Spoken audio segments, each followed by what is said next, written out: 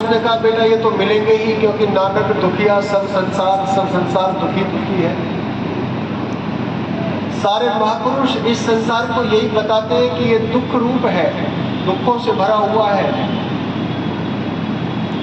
एक हरियाणा का लोकगीत भी है, सुख थोड़े दुख घड़े जगत में। बड़ा प्रसिद्ध गीत है कि सुख कम है दुख अधिक है, ऐसा सब लोग बताते हैं। ऐसा सुन सुन करके उसके मन में बड़ी निराशा हो गई। जब गुरुजी के पास आया तो गुरुजी ने देखा कि शिष्य बड़ा निराश है, बड़ा उदास है। पूछा बेटा कैसे मुंह पर ऐसे वीरानी सी छाई हुई है, इतने उदास क्यों हो? कहा गुरुजी सुख पाना चाहता हूँ, कोई रास्ता बताओ सुख पाने का, कैसे मिले इस जीवन में सुख।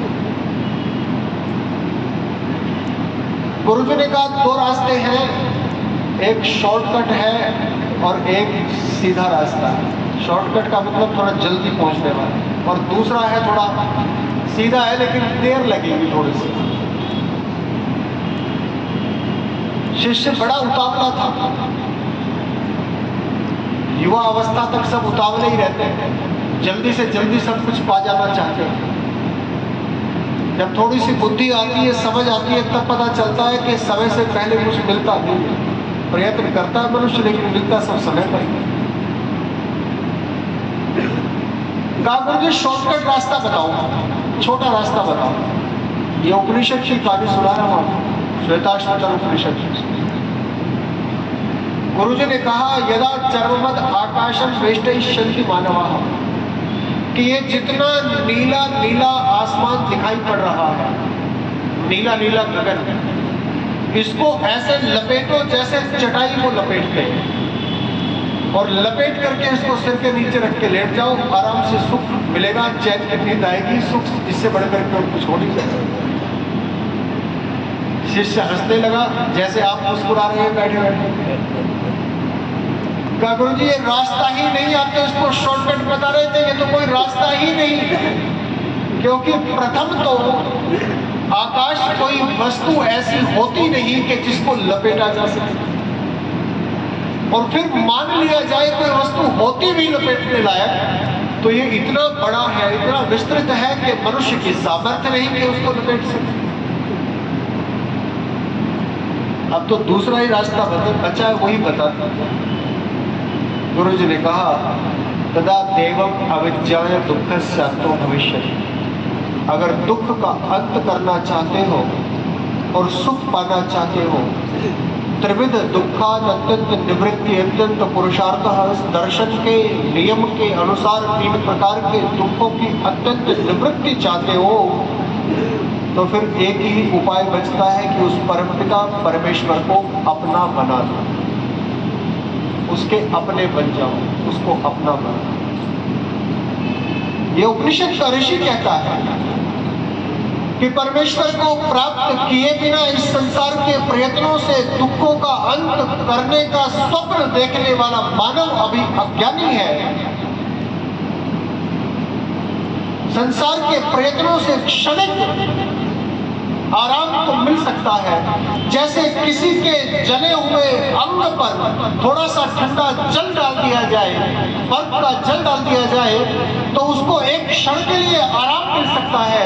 लेकिन जैसे ही वो जल दूर हो जाएगा, वैसे ही जला हुआ अंग पुनः उसका कष्ट अनुभव करने लगेगा, दुख देने लगेगा।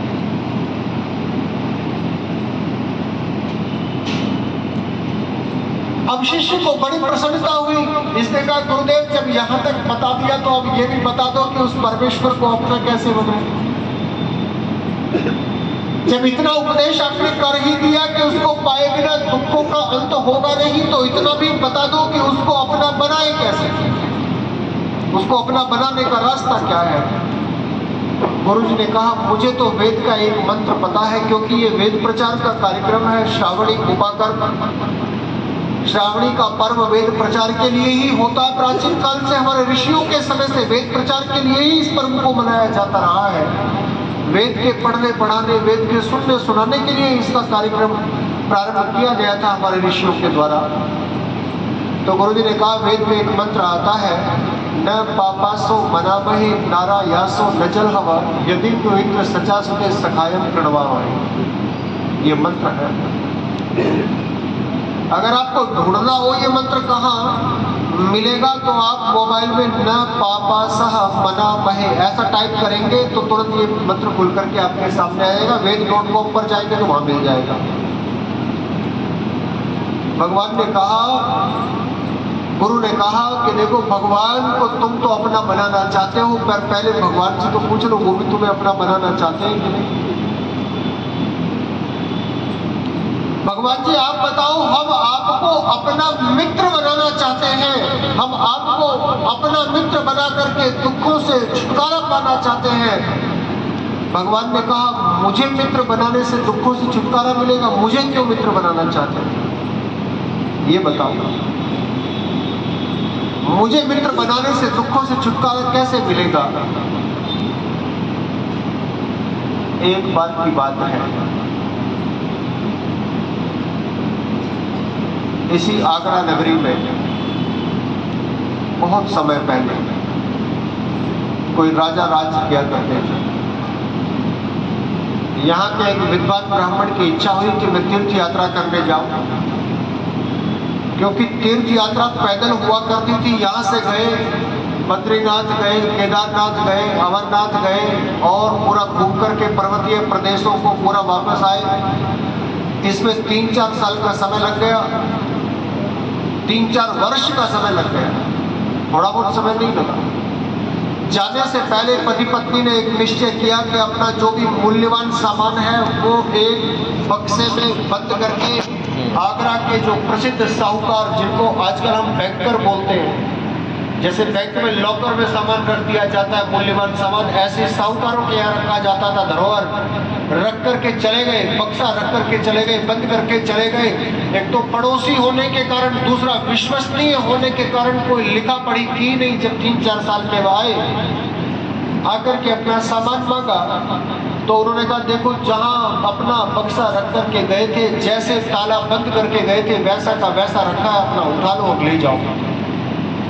घर पर ले गए, खोल करके देखा तो ईंट पत्थर भरे हुए हैं बक्से, सामान सब गायब। बड़ा दुख हुआ, अब क्या करें। विद्वान ने सुना था कि यहाँ का राजा बड़ा न्यायकारी है, न्याय करता है, राजा के पास चलना चाहिए, बड़ा बुद्धिमान है। राजा के पास जाकर के बात बताई। राजा ने कहा मैं तो सबूतों पर निर्णय करता हूँ, साक्ष्यों पर निर्णय करता हूँ, तुम्हारे पास कोई लिखा पढ़ी, कोई सबूत, कोई गवाह कुछ है। उसने कहा ये तो कुछ नहीं। राजा ने कहा चलो फिर भी ठीक है, एक बार कोशिश करके देखता हूँ। रविवार को मैं हाथी पर बैठ करके नगर की यात्रा पे निकलूंगा और फ्रीगंज से होकर के जाऊंगा तुम्हारे घर के सामने से, तो तुम मुझे अपने घर के बाहर खड़े हुए मिलना।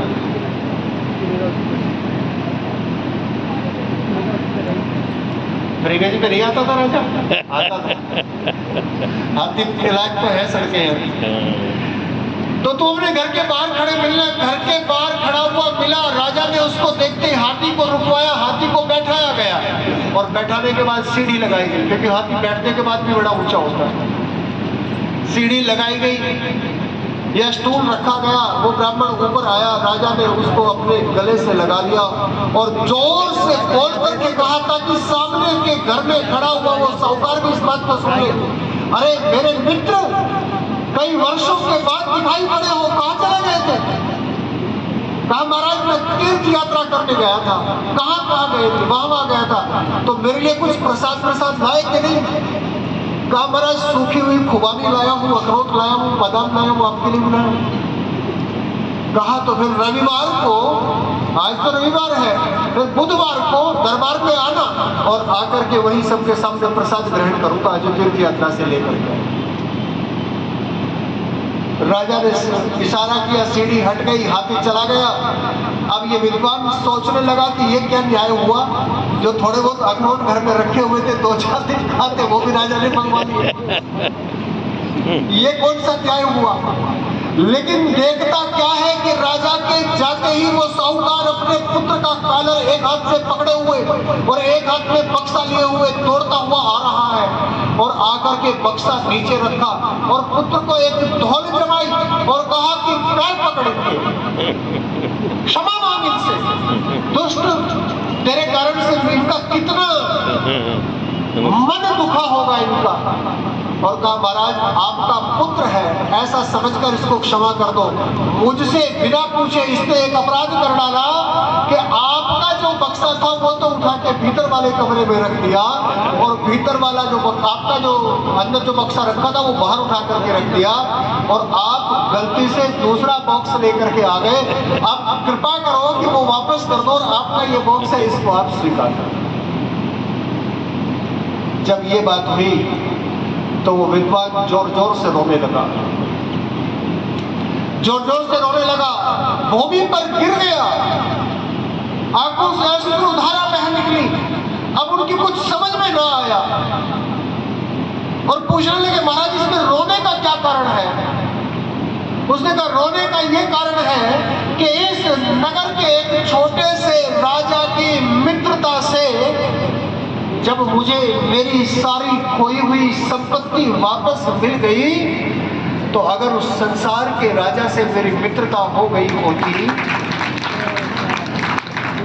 तो मेरे हृदय का जिस सुख को, जिस चैन को, जिस शांति को, जिस आनंद को मैं ढूंढता हुआ उन पर्वतीय प्रदेशों में इतने वर्षों तक भटकता फिर रहा हूं वो मुझे मेरे घर पर ही प्राप्त हो गई हो।